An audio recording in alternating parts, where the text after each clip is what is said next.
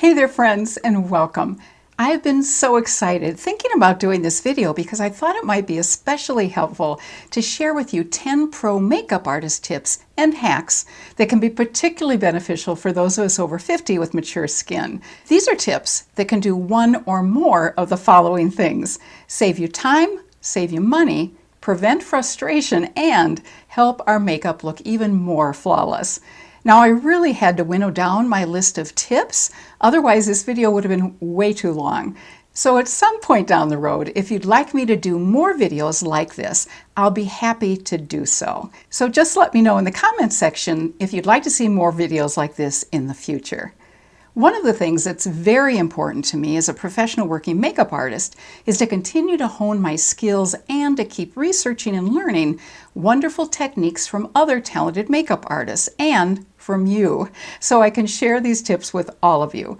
And I so appreciate that some of you have shared your great tips with me as well. Thank you. Before jumping into these tips, I first want to extend a warm welcome to those of you who are returning to this channel. I am so delighted that you're continuing to take time to join me on this journey. And a special welcome also to those of you who are watching for the very first time. My name is Elise, and as a professional working makeup artist, my passion and joy is specializing in helping those of us over 50 with makeup tips and techniques that work for us now and that can help us look our very best. I came close to tears recently when I read a comment from one of you.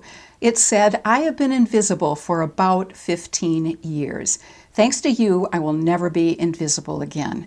I can't tell you how moved I was by that comment and how thrilled I am that I could help you. I know you're going to be shining brightly and beautifully in 2021.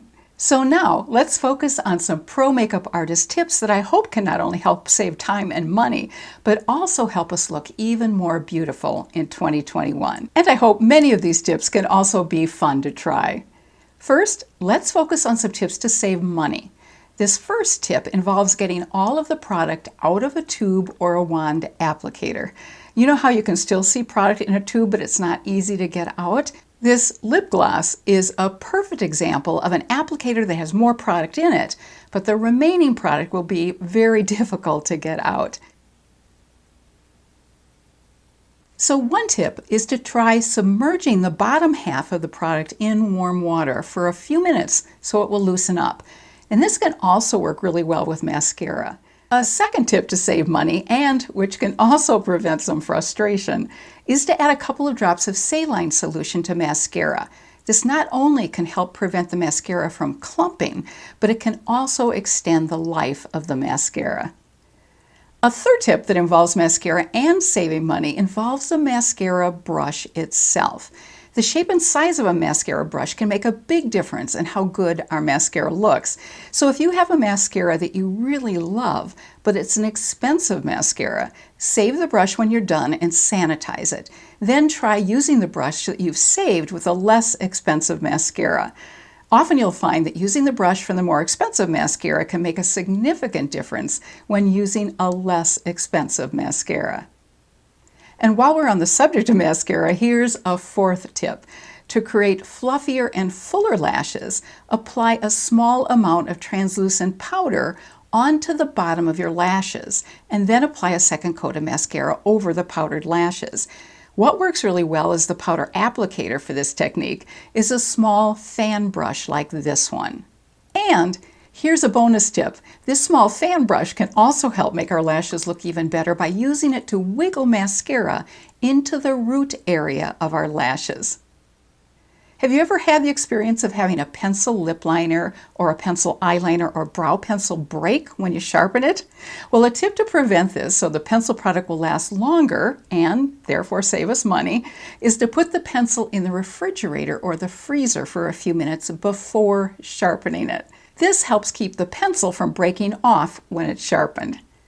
Now let's go ahead and spend some time on tips that can help us create a flawless look. I've talked in previous videos about how it's possible to make contour products look more flawless by taking the brush that we used for our foundation and brushing it along the edges of the contour product so there are no harsh lines. But what also works really well is to actually use the foundation brush that we've used to apply our foundation to actually apply our contour product. This will definitely create a softer look for the contour. Tip number 7 involves the many ways our moisturizer can help us beyond our normal application of moisturizer on our face. We can add a little light and blendable moisturizer to many different products to make these other products more luminous. For instance, the moisturizer can be mixed with a stick and cream blush like this. The name of it is At Last. I'm going to put a little bit of it on the back of my hand, and then I'm going to mix a little bit of this with moisturizer.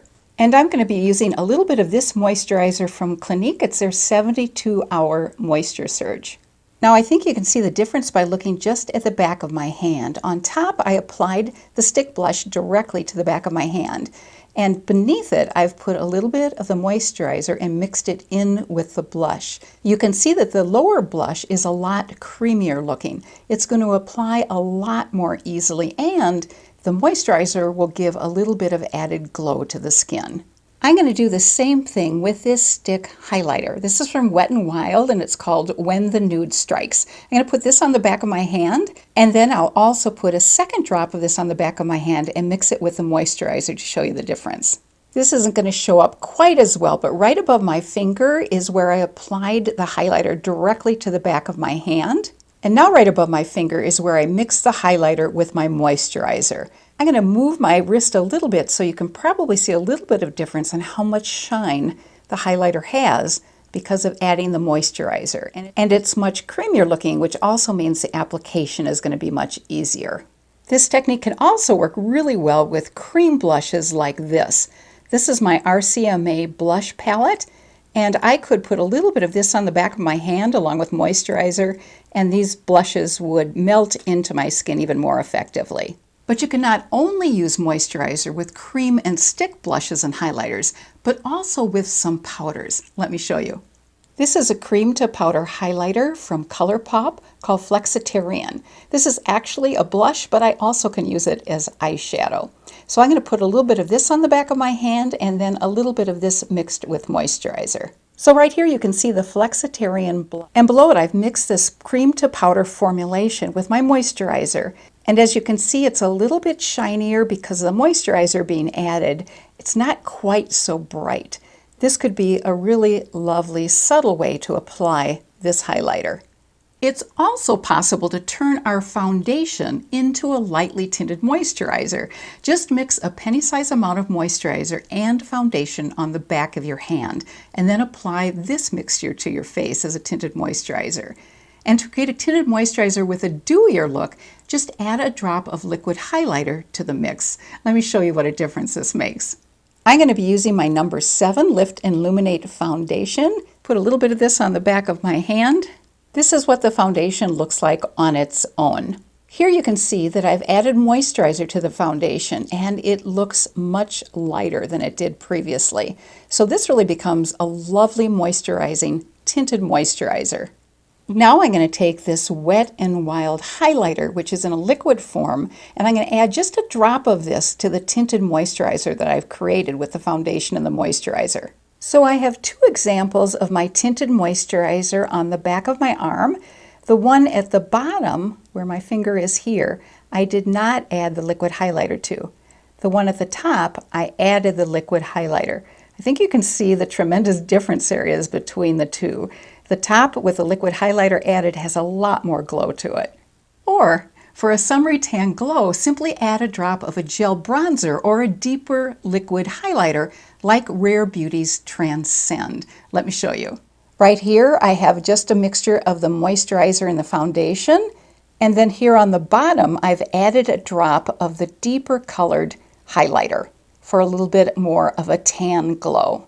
So as you can tell, there is a lot you can do with adding moisturizer to foundation and then adding a highlighter or a bronzer on top of it. Tip number 8 is to use a slightly damp makeup sponge to apply setting powder by gently pushing it into the skin. Now this seems a little bit counterintuitive to apply a powder with a damp sponge, but this application not only keeps makeup in place, but it's great for drier skin, and If you have some texture, it creates a truly lovely, flawless, airbrushed look for the skin. Let me go ahead and demonstrate for you.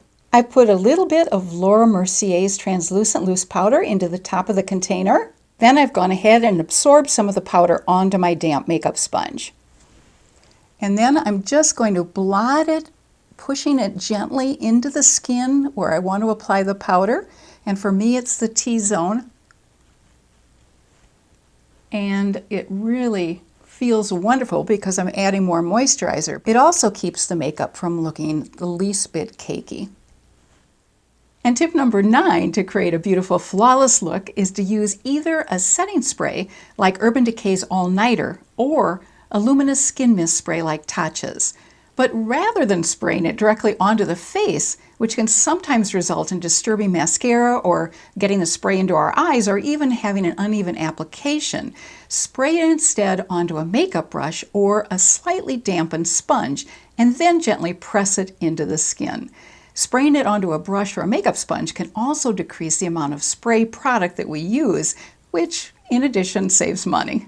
I'm going to apply this Tatcha Dewy Luminous Skin Mist onto both a brush and a sponge, and then I'll show you what I'm talking about with the application. I'm just going to go ahead and use this flat buffing brush. And then I'm just going to press it gently onto the face. And I think you can see the difference it's already having by giving me a little bit more moisture and a little bit more of a luminous look.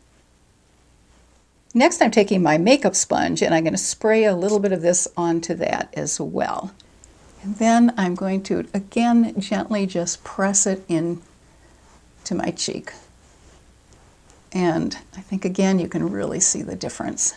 This sponge, along with the Tatcha Luminous Moisturizing Mist, feels really wonderful. And we'll end with a tip that can be really a lot of fun. It's another way to multitask with makeup, which really has been what we've been doing with a lot of these tips so far. It's another use for gold or silver powder or cream eyeshadow.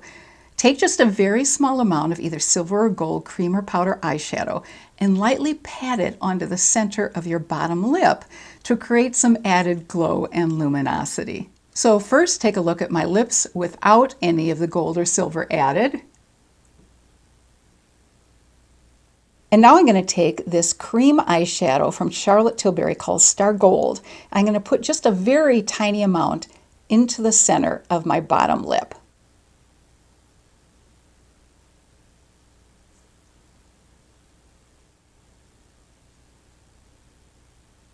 I can certainly see the difference. I'm not sure how well it's going to show up for you, but here's the lipstick with the gold added to the center bottom.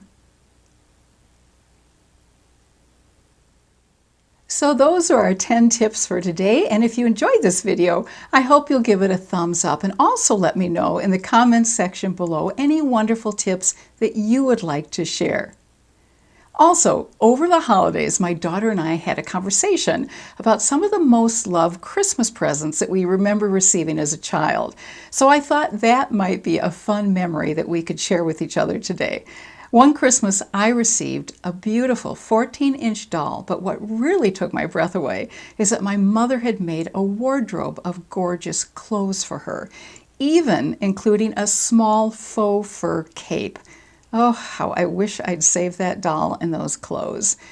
My daughter remembers a beautiful turquoise-colored car that she got for one of her Barbie dolls, and we both remember the hours of pleasure that we got as we enjoyed together a particular book.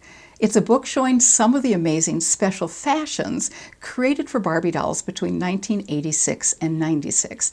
And I'm wondering if any of you remember the magnificent costumes that designer Bob Mackie made for Cher on her TV show. Well, there were some Barbies that also had some costumes designed by Bob Mackie.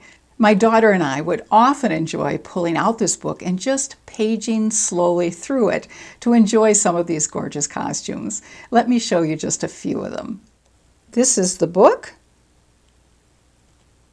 And here are some of our favorites. This is a Bob Mackie design. And here are another couple of Bob Mackie designs.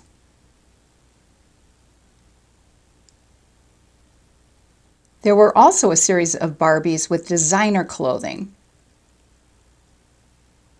This is a Christian Dior design. And this is another Christian Dior design. There was also a Hollywood Legends collection, and here you can see a beautiful design from My Fair Lady.